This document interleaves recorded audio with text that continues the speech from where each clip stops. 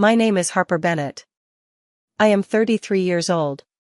19 months ago, I packed everything I owned into a rented trailer and drove 2,100 miles from Columbus, Ohio, to Portland, Oregon. I did not tell my mother. I did not tell my sister. I did not tell anyone in my family. I simply left. The strange thing is that I never changed my phone number. I kept the same number I had used for more than a decade. If anyone wanted to find me, they could. For 19 months, nobody called. Not on my birthday. Not on Thanksgiving.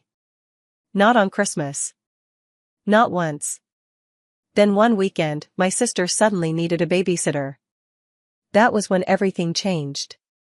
But to understand why I left, I have to take you back many years. I was 14 years old when my father died. 3 weeks after his funeral, our house felt heavy and quiet. The air smelled like casseroles brought by neighbors and cleaning products that could not hide the sadness. My mother, Evelyn, sat on the couch wearing the same robe she had worn for days. She stared at a television that was not even turned on. My younger sister, Vanessa, stood in the kitchen doorway. She was 10 years old. Her lip trembled. "I'm hungry," she said. Mom did not move. Vanessa tried again. "Mom, I'm really hungry." Nothing. I looked at my mother. Then I looked at my sister. Someone had to do something. I opened the pantry and found a box of macaroni and cheese. I had never cooked by myself before. I followed the directions as carefully as I could. The cheese packet ripped open the wrong way and yellow powder spilled onto my shirt. I made 2 bowls. One for Vanessa. One for Mom. Vanessa ate at the table. Mom took her bowl without looking at me. "Finally," she said, "at least someone's being useful." That was all. No thank you. No hug. No concern. Nothing. I washed the pot. I washed the bowls. I cleaned the counter. The sponge smelled awful. I remember thinking I needed to buy a new one. I was 14 years old, and I was already making lists because nobody else would. Standing at that sink, I became the person who held the family together. Nobody asked me. Nobody thanked me. It simply became my job. And once it became my job, it never stopped. 17 years later, I was 31. I lived in a small apartment 12 minutes from my mother's house. I worked as a project manager for a construction company. People at work said I was organized, reliable, responsible. They had no idea why. The truth was that I had been managing a family for 17 years. Every Sunday night, I opened my calendar. Blue appointments belonged to Mom. Doctor visits. Prescription pickups. Errands. Green appointments belonged to Vanessa's children. School pickups. Dentist visits. After-school activities. Yellow blocks were babysitting days. Usually Saturdays. Sometimes Sundays too. Red blocks were holidays and birthdays. I planned every one of them. I bought gifts. Cooked meals. Cleaned houses. Wrapped presents. Solved problems. I looked at my calendar one evening and realized something. Every single entry belonged to someone else. Not one belonged to me. I had canceled lunch with my college friend, Monica, 4 times that year. Twice because Vanessa needed childcare. Once because Mom wanted company. Once because one of the kids got sick. Every time, I said yes. Every time, my own plans disappeared. Then my phone buzzed. A text from Vanessa. "Can you watch the kids Saturday and Sunday? Nathan is traveling." I typed one word. "Sure." A minute passed. 5 minutes. An hour. No thank you. No appreciation. Not even a reply. Just silence. Because everyone already expected me to say yes. That night, a thought entered my mind. When was the last time someone made plans for me? When was the last time someone thought about what I needed? A few weeks later, my birthday arrived. March 12th. I woke up and checked my phone. Nothing. I checked again after breakfast. Nothing. At lunch. Nothing. By evening, there was still not a single birthday message. Not from Mom. Not from Vanessa. Not from anyone. After work, I bought myself a red velvet cupcake. I sat alone in my car and ate it. Then my phone rang. Mom. For one brief second, I smiled. Maybe she remembered. Maybe she was calling to wish me a happy birthday. I answered. Harper, can you run to CVS? My prescription is ready. I stared through the windshield. It's my birthday today, Mom. A short pause followed. Oh. Happy birthday. Another pause. Can you get the prescription? That was it. I picked up her medication. I delivered it to her house. She took the bag. Thanks, honey. Then she closed the door. I sat in my car outside her house. The engine was running. The headlights shined against the garage. Something inside me finally broke. Not loudly. Not dramatically. Just quietly. Like a rope snapping after carrying too much weight for too long. That night, I opened my laptop. I searched for apartments in Portland, Oregon. I had never been there. I did not know anyone there. But it was very far away. And suddenly that sounded wonderful. I did not leave right away. Instead, I decided to test something. I stopped waiting for people to need me. I started reaching out to them first. Not to help. Not to solve problems. Just to connect. I texted Mom. Want to have lunch Saturday? No response. I texted Vanessa. How are you doing? She replied. Busy. Then nothing else. I texted Nathan. How is work going? He read it. Never answered. Still, I kept trying. 4 months. I sent message after message. Want to see a movie? Miss you. How are the kids? Let's spend time together. I saved screenshots of every conversation. Not because I was planning revenge. I simply needed proof that I was not imagining things. By the end of 5 months, I had sent 214 messages. Only 11 received replies. Most of those replies were one sentence long. Not one person asked how I was doing. Not once. Then I found a job opening in Portland. The pay was good. The benefits were good. The application took 20 minutes. I submitted it. A few weeks later, I got the job. My boss shook my hand when I gave notice. Portland is lucky to have you. 5 simple words. Yet they meant more to me than almost anything my family had said in years. I packed slowly. Box by box. Night after night. I sold furniture. Forwarded my mail. Cancelled accounts. Prepared for a completely different life. One thing I did not change was my phone number. I wanted people to be able to find me. If they cared enough to try. The night before I left, I drove past my mother's house. The lights were on. The television glowed through the curtains. I could have stopped. I could have knocked on the door. I could have said goodbye. Instead, I kept driving. 3 days later, I arrived in Portland. Rain fell steadily from gray skies. I parked outside my new apartment and sat quietly in my car. For the first time in years, nobody needed anything from me. Nobody was waiting for me to solve a problem. Nobody was demanding my time. The silence felt strange. But it also felt peaceful. During the first month, I checked my phone constantly.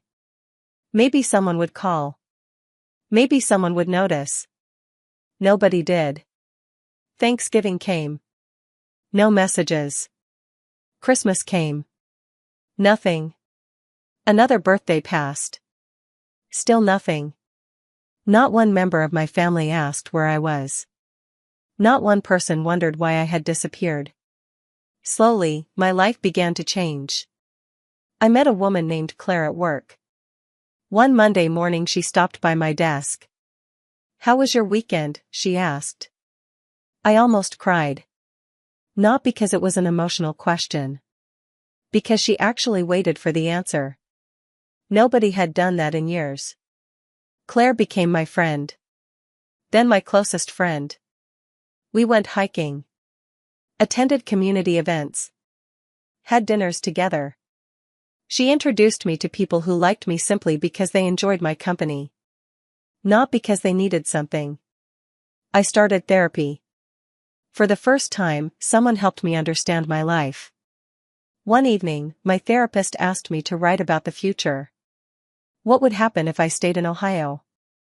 The answer was easy. I would keep sacrificing everything. I would lose more years. Maybe decades. Then she asked another question. What does your life look like now? That answer surprised me. I had received a promotion. I had friends. I had hobbies. I took pottery classes. I cooked meals for myself. My calendar finally had my own name on it. For once, my life belonged to me. Then, 19 months after I moved, my phone lit up. An Ohio number. Vanessa. I stared at it. She called again. And again. Then she sent a text. Need you this weekend. Call me. I looked at the message. For 19 months, nobody had checked on me. Nobody had asked if I was alive. Nobody had cared where I was. Now my sister suddenly remembered I existed. Not because she missed me. Because she needed a babysitter. I put my phone away and returned to my pottery class. I had no idea that at that exact moment, my old life was finally starting to fall apart. And it all began when Vanessa drove to an apartment where I had not lived for nearly 2 years. Vanessa parked outside my old apartment building early Saturday morning. She hurried up the stairs and knocked on my door. No answer. She knocked harder. Still nothing. Finally, the neighbor across the hall opened her door. You looking for Harper? She asked. Yes, Vanessa said. She's my sister. The woman looked surprised. Oh. She moved away a long time ago. Vanessa blinked. What do you mean? Packed a trailer and left. Must be almost 2 years now. For a moment, Vanessa just stood there. Then she pulled out her phone and called Mom. Did you know Harper moved? Mom sounded confused. What are you talking about? Neither of them knew. 19 months had passed. Neither of them had visited. Neither of them had called. Neither of them had noticed. And even then, their first reaction was not concern. They did not ask if I was safe. They did not ask if I was happy. They only wanted to know why I was unavailable. Within an hour, Mom started calling me. Again. And again. And again. I sat on my couch in Portland while my phone buzzed nonstop. Eventually the voicemails started. Harper, where are you? Call me back. Then another. How dare you leave without telling your mother? Then another. You are unbelievably selfish. Another. Your father would be ashamed of you. Another. If you don't call me back, you're dead to this family. By Sunday evening, she had left 47 voicemails. 47. I listened to every single one. I wrote notes while they played. One thing stood out immediately. Not once did she ask if I was okay. Not once did she ask if I was safe. Not once did she say she missed me. Every message was about her. Her anger. Her embarrassment. Her disappointment. Her feelings. I set my notebook down. Then I walked to my closet. On the top shelf sat a folder. Inside were 214 printed screenshots. Every ignored message. Every unanswered attempt. Every moment I had reached out. I stared at the folder for a long time. Meanwhile, back in Ohio, Vanessa was telling everyone her version of the story. She posted online about being abandoned by her sister. People rushed to comfort her. They praised her, supported her, defended her. Almost nobody asked what my side of the story might be. But one person did. My Aunt Rose. She had stopped speaking to Mom years earlier because of their constant arguments. When Vanessa called her, Aunt Rose asked one simple question. "Did you ever call Harper first?" Silence. Vanessa had no answer. That evening, Aunt Rose called me. "They found out," she said. I figured. "You okay?" Those two words nearly broke my heart. Because she was the first person in my family who had asked them. "Yes," I said softly. "What are you going to do?" I looked at the folder. "I think I know." A few days later, I ordered a cardboard box. Not large. Just big enough for the folder. I organized everything carefully. Messages to Mom.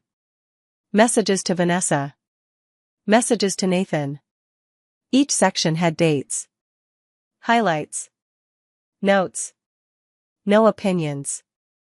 No accusations. Just facts.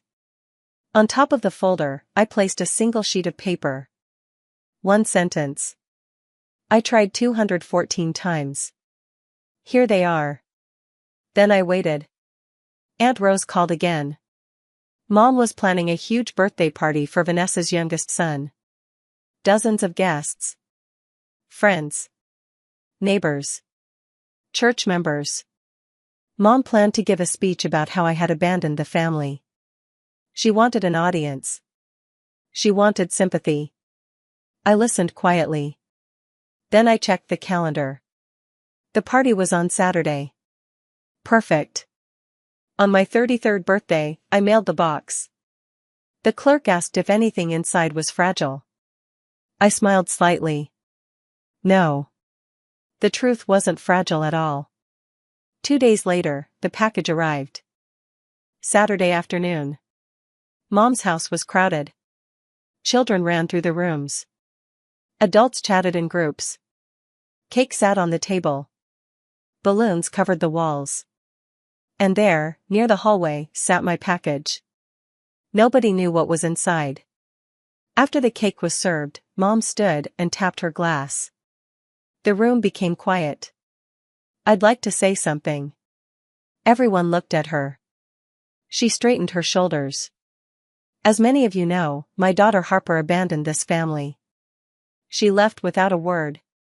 She walked away from her mother, her sister, and 3 children who loved her. Several people nodded sadly. Mom continued. I gave her everything.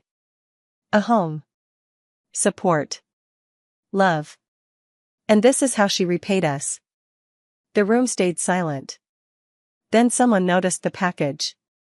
Judith, isn't that addressed to you? Mom looked down. Portland, Oregon. Her expression changed. It's from Harper, Vanessa whispered.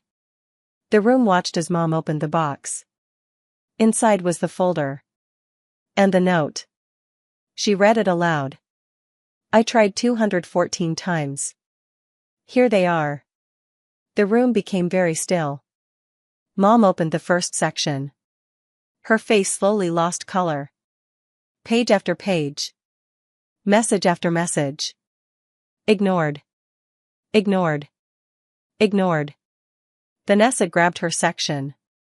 She flipped through the pages. Every screenshot carried her name. Every unanswered message stared back at her. Nathan opened his section.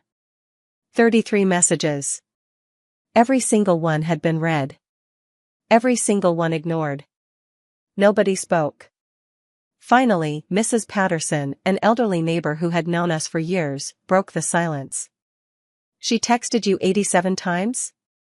Mom swallowed hard.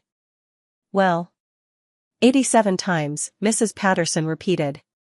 And you told everyone she left without a word. No one defended Mom. Because the proof sat right in front of them. Dates. Times. Screenshots. Evidence. Nathan's father looked at him. You saw these? Nathan lowered his eyes. Yes. And never answered? No. Disappointment filled the room. Guests began leaving. Quietly. Slowly. Nobody wanted to stay. The story Mom had carefully built was collapsing right in front of everyone. Within an hour, most of the guests were gone. Only family remained. The argument started immediately. Mom blamed Vanessa. Vanessa blamed Mom. Nathan blamed himself. Everyone pointed fingers. Everyone defended themselves. And through it all, one thing never happened. Nobody called me. Not one person. That evening in Portland, I sat on the couch with Claire. We were watching a nature documentary. My phone kept buzzing. Mom. Vanessa. Mom again. Claire glanced at me. You okay? Yeah. She nodded and handed me more popcorn. No pressure. No demands. Just kindness. Later that night, I listened to the new voicemails. Mom accused me of humiliating her. Vanessa accused me of ruining the party. Neither asked how I was. Neither apologized. Nothing had really changed. A few days later, Nathan surprised me. He sent a message. Harper, I'm sorry. I should have answered your texts. I have no excuse. I stared at it for a long time. It was the first genuine apology I had received. No blaming. No excuses. No guilt. Just responsibility. I didn't answer immediately. But I didn't delete it either. Then something unexpected happened. The story spread through town. People talked. Church members talked. Neighbors talked. Parents at school talked. The version that spread was not that I abandoned my family. The version that spread was that a woman sent more than 200 messages and nobody answered. That story hit people differently. Because everyone understood how painful that was. Mom began feeling the consequences. Conversations stopped when she entered rooms. Invitations became less frequent. People looked at her differently. Not with anger. With understanding. They finally saw what had happened. For the first time, Mom experienced the same loneliness I had felt for years. A few weeks later, Nathan called. I answered. He sounded nervous. I've been thinking about everything. I stayed quiet. I failed you, he said. I saw your messages. I ignored them. Thank you for admitting it. I miss you. The kids miss you. My chest tightened. I missed them too. Very much. But I had learned something important. Missing someone doesn't mean sacrificing yourself for them. I love the kids, I said.